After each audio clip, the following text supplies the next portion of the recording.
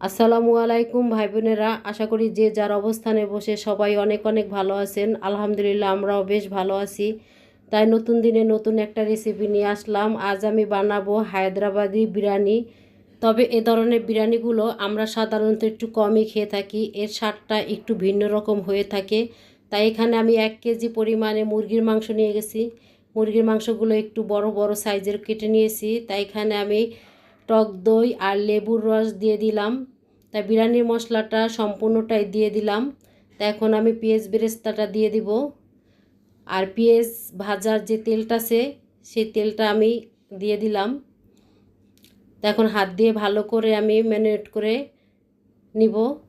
এখানে আদা রসুন আর লবণটা দিব না, কারণ প্যাকেটে সব কিছু দেওয়া আছে। পরে আমি রান্নার সময় চেটে দেখে তারপরে লবণটা দিয়ে দিব। তা আমি আধা ঘন্টার জন্য রেস্টে রেখে দিয়েছি।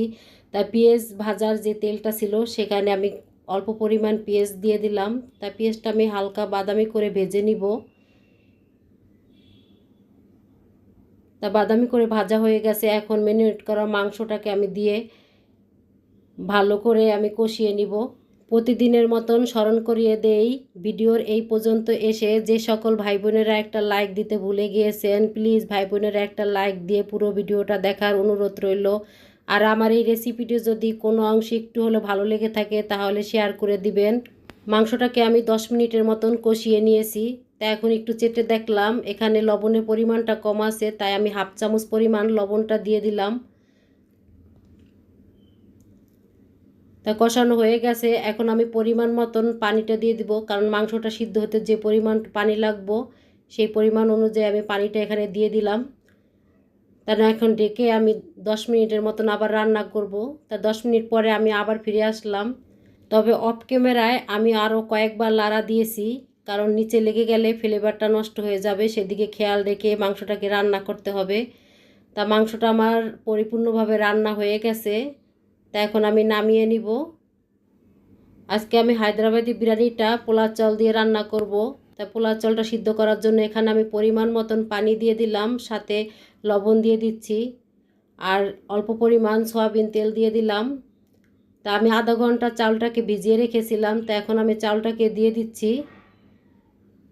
তা ভাতটা সিদ্ধ হয়ে গেছে, এখন আমি উঠিয়ে নিব। তা ভাতটা আমি সেকে সেকে উঠিয়ে নিচ্ছি। এখন আমি বিরিয়ানিটা রান্না করার জন্য মেন প্রসেসে চলে যাব। তা আমি বড় একটা পাতিলাতে এখন ঘি দিয়ে সব সাইডে হাত দিয়ে ভালো করে মিশিয়ে নিলাম। তা ভাতটা আমি সব সাইডে আমি সরিয়ে সরিয়ে দিয়ে দিব। রান্না করা চিকেনগুলো আমি এক পাটেই সব একটা একটা করে দিয়ে দিব। তা আমি বিরিয়ানিটা বাসায় সব সময় গোটা মশলা দিয়েই রান্না করে থাকি, তা সেটা স্বাদ একটু অন্যরকম। আর এই হায়দ্রাবাদি বিরিয়ানির প্যাকেটের মশলাটা দিয়ে রান্না করেছি, এটা স্বাদ একটু অন্যরকম। তা আমাদের উচিত সব ধরনের স্বাদগুলো গ্রহণ করা। অফ ক্যামেরায় আমি কিছু আলু সিদ্ধ করে তারপরে তেলে ভেজে নিয়েছি, তা একটা একটা করে আমি দিয়ে দিলাম। এখানে কিছু পেঁয়াজ বেরেস্তাও দিয়ে দিলাম। এখন দিয়ে দিব ধনিয়া পাতা আর পুদিনা পাতা কুচি, সব সাইডে সরিয়ে সরিয়ে দিয়ে দিব। এখন দিয়ে দিব অল্প পরিমাণ কিশমিশ, কারণ আমার বাচ্চারা আবার কিশমিশটা পছন্দ করে না, এই জন্য আমি অল্প করে এখানে দিয়ে দিলাম। এখন আমি রান্না করা সব ভাতগুলো উপরে সরিয়ে সরিয়ে দিয়ে দিব। তাই এখানে দিয়ে দিলাম 8-10টা কাঁচামরিচ। তা বলে অল্প পরিমাণ ভাত সাইডে লেগে আছে, সেই ভাতগুলো আমি ভালো করে কাছে আইয়া দিয়ে দিলাম। তা এখন ভাতগুলো সব সাইড দেওয়া হয়ে গেছে। এখন দিয়ে দিলাম পেঁয়াজ বেরেস্তা,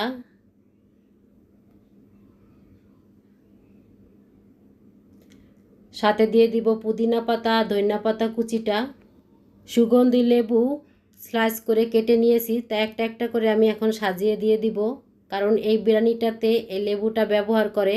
তাই এখানে আমি 2-3 চামচের মতন ঘি দিয়ে দিলাম। তা আজকে আমি কিন্তু এই বিরিয়ানিতে কেওড়া জল আর গোলাপ জলটা ব্যবহার করলাম না, কারণ এই বিরিয়ানিটাতে কেওড়া জল ব্যবহার করে না আর গোলাপ জলটাও।